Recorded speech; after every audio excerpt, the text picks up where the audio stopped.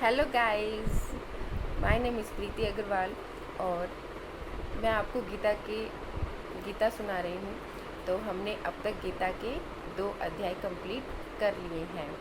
तो सबसे पहले thank you for watching this video and please like comment share करना ना भूलें। तो चलो शुरू करते हैं, पर इससे पहले हम भगवान का नाम लेते हैं। जय गणेश जी महाराज। ओम नमो भगवते वासुदेवाय। ओम नमो भगवते वासुदेवाय। Okay, let's start. Shrimad Bhagavad Gita के 3रे अध्याय का महात्म्य। श्री भगवान कहते हैं कि प्रिय, जन्म स्थान में एक जड़ नामक ब्राह्मण था जो कौशिक वंश में उत्पन्न हुआ था और उसने अपना जातीय धर्म छोड़कर बनिए की वृत्ति में मन लगाया। वह सदा जुआ खेलता, शराब पीता और शिकार खेलकर जीवों की हिंसा किया करता था। इसी प्रकार उसका समय बीतता। धन नष्ट हो जाने पर वह व्यापार के लिए बहुत दूर उत्तर दिशा में चला गया। वहां से धन कमाकर घर की ओर लौटा। बहुत दूर तक उसने रास्ता पार कर लिया था।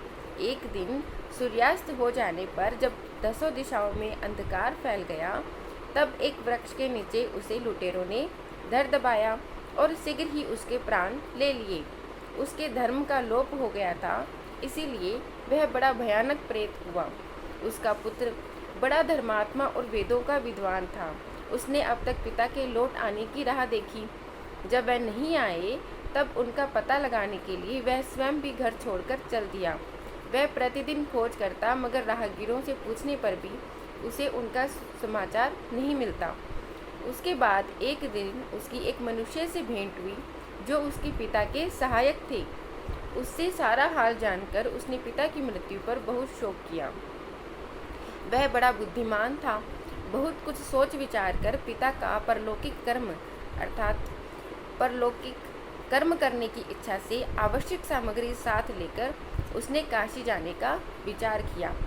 मार्ग में 7-8 मुकाम डालकर वह 90 दिन उसी वृक्ष के नीचे पहुंचा जहां उसके पिता मारे गए थे। उस स्थान पर उसने संध्या उपासना की और गीता के 3रे अध्याय का पाठ किया। इसी समय आकाश में बड़ी भयानक आवाज़ हुई। उसने अपने पिता को भयंकर आकार में देखा। फिर तुरंत ही अपने सामने आकाश में एक सुंदर विमान दिखाई दिया जो महान तेज से व्याप्त था। उसमें अनेकों सुंदर घंटिकाएं लगी थी। उसके तेज से समस्त दिशाएं आलोकित हो रही थी। यह दृश्य देखकर उसके चित्त की व्यग्रता दूर हो गई, अर्थात उसकी सभी चिंताएं दूर हो गईं। उसने विमान पर अपने पिता को दिव्य रूप धारण करके विराजमान देखा। उनके शरीर पर पीताम्बर शोभा पा रहा था और मुनिजन उनकी स्तुति कर रहे थे। उन्हें देखते ही पुत्र ने उन्हें प्रणाम किया और तब पिता ने भी उन्हें आशीर्वाद दिया। उसके बाद उसने पिता से यह सारा हाल पूछा।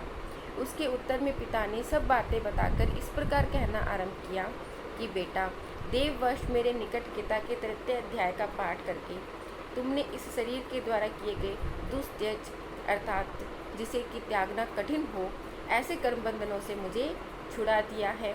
अतः अब घर लौट जाओ, क्योंकि जिसके लिए तुम काशी जा रहे हो वह प्रयोजन इस समय 3 अध्याय के पाठ से सिद्ध हो गया है। पिता के यूँ कहने पर पुत्र ने पूछा कि तात, मेरे हित का उपदेश दीजिए और कोई कार्य जो मेरे लिए करने योग्य है तो मुझे बतलाइए। तब पिता ने उनसे कहा कि हे अनज्ञ अर्थात निष्पाप, हे निष्पाप, तुम्हें यही कार्य करना है। मैंने जो कर्म किया है वही मेरे भाइयों ने भी किया था। इससे वे घोर नरक में पड़े हैं। उनका भी तुम्हें उद्धार करना चाहिए। मेरे कुल के और जितने भी लोग नरक में पड़े हैं उन सबका भी तुम्हारे द्वारा उद्धार हो जाना चाहिए। यही मेरा मनोरथ है। बेटा, जिस साधन के द्वारा तुमने मुझे संकट से छुड़ाया है उसी का अनुष्ठान औरों के लिए भी करना उचित है। उसका अनुष्ठान करके उससे होने वाला पुण्य उन नारकीय जीवों को संकल्प करके दे दो। इससे वे समस्त पूर्वज मेरी ही तरह इस यातना से मुक्त होकर स्वल्प काल में ही, अर्थात बहुत कम समय में ही श्री विष्णु जी के परम पद को प्राप्त हो जाएंगे। पिता का यह संदेश सुनकर पुत्र ने कहा कि तात, ऐसी बात है और आपकी भी ऐसी ही रुचि है तो मैं समस्त नारकीय जीवों का नरक से उद्धार कर दूंगा। यह सुनकर उसके पिता बोले कि बेटा, एवमस्तु, तुम्हारा कल्याण हो, मेरा अत्यंत प्रिय कार्य संपन्न हो गया है। इस प्रकार पुत्र को आश्वासन देकर उसके पिता भगवान विष्णु के परम धाम को चले गए। उसके बाद वह भी लौटकर अपने जन्म स्थान में आया और परम सुंदर भगवान श्री कृष्ण के मंदिर में उनके समक्ष बैठकर पिता के आदेश के अनुसार गीता के तीसरे अध्याय का पाठ करने लगा। उसने नारकीय जीवों का उद्धार करने की इच्छा से गीता पाठ जनित सारा पुण्य संकल्प दे दिया। इसी बीच में भगवान विष्णु के दूत यातना भोगने वाले नारकीय जीवों को छुड़ाने के लिए यमराज के पास गए। यमराज ने नाना प्रकार के सत्कारों से उनका पूजन किया और कुशल पूछे। वे बोले कि धर्मराज, हम लोगों के लिए सब और आनंद ही आनंद है। इस प्रकार सत्कार करके पितृलोक के सम्राट परम बुद्धिमान यम ने विष्णु दूतों से यमलोक में आने का कारण पूछा। तब विष्णु दूतों ने कहा कि यमराज, शेष शैया पर शयन करने वाले भगवान विष्णु ने हम लोगों को आपके पास कुछ संदेश देने के लिए भेजा है। भगवान हम लोगों के मुख से आपकी कुशल मंगल पूछते हैं और यह आज्ञा देते हैं कि आप नरक में पड़े हुए समस्त प्राणियों को छोड़ दें। अमित तेजस्वी भगवान विष्णु का यह आदेश सुनकर यम ने मस्तक झुकाकर उसे स्वीकार किया और मन ही मन कुछ सोचा। उसके बाद मदोन्मत्त अर्थात जो नशे में मस्त थे ऐसे नारकीय जीवों को नरक से मुक्त देखकर उनके साथ ही वे भगवान विष्णु के वास स्थान को चले गए। यमराज श्रेष्ठ विमान के द्वारा जहाँ क्षीर सागर है वहाँ जा पहुँचे। उसके भीतर कोटि कोटि सूर्य के समान कांतिमान नील कमल दल के समान श्याम सुंदर लोकनाथ जगतगुरु श्री हरि के उन्होंने दर्शन किए। भगवान का तेज उनकी सैया बने हुए शेषनाग के फनों की मनियों से दुगना हो रहा था। वे आनंद युक्त दिखाई दे रहे थे। उनका हृदय प्रसन्नता से परिपूर्ण था। भगवती लक्ष्मी अपनी सरल चितवन से प्रेम पूर्वक उन्हें बार बार निहार रही थी। चारों ओर योगी जन भगवान की सेवा में खड़े थे। उन योगियों की आँखों के तारे ध्यानस्थ होने के कारण निश्चल प्रतीत होते थे। देवराज इंद्र अपने विरोधियों को परास्त करने के उद्देश्य से भगवान की स्तुति कर रहे थे। ब्रह्मा जी के मुख से निकले हुए वेदांत वाक्य मूर्तिमान होकर भगवान के गुणों का गान कर रहे थे। भगवान पूर्णतः संतुष्ट होने के साथ ही समस्त योनियों के प्रति उदासीन प्रतीत होते थे। जीवों में से उन्होंने योग साधन के द्वारा अधिक पुण्य संचय किया था, जिन्होंने उन सबको एक ही साथ वे कृपा दृष्टि से निहार रहे थे। भगवान अपने स्वरूप भूत अखिल चराचर जगत को आनंदपूर्ण दृष्टि से आमोदित कर रहे थे।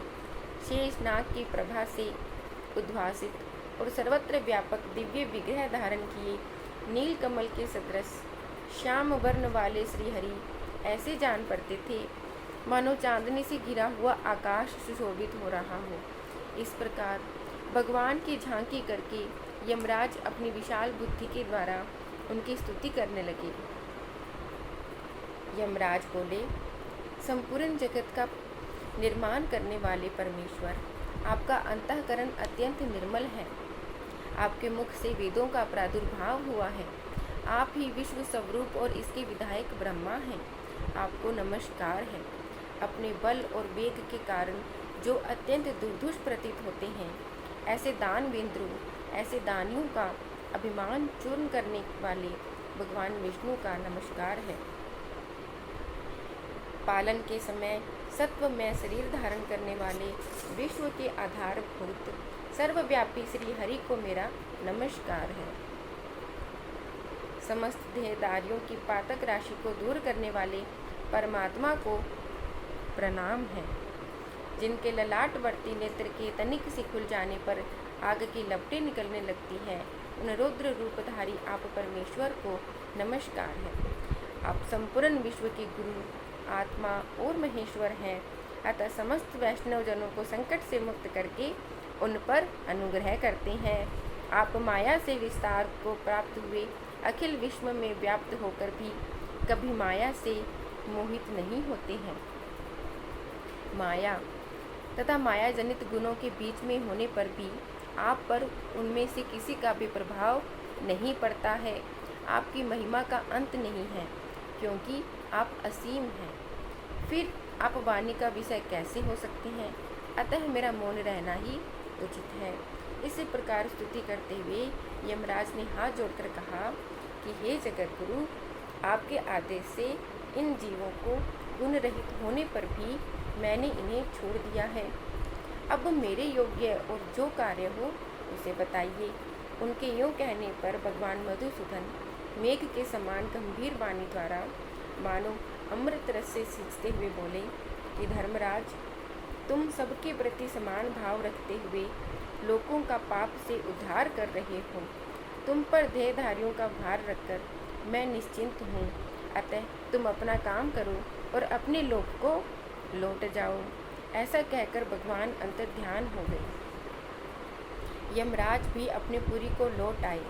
तब वह ब्राह्मण अपनी जाति के और समस्त नार के जीवों का नरक से उद्धार करके स्वयं भी श्री विमान द्वारा श्री विष्णु धाम को चले गए। राधे राधे। ओम नमो भगवते वासुदेवाय। राधे राधे।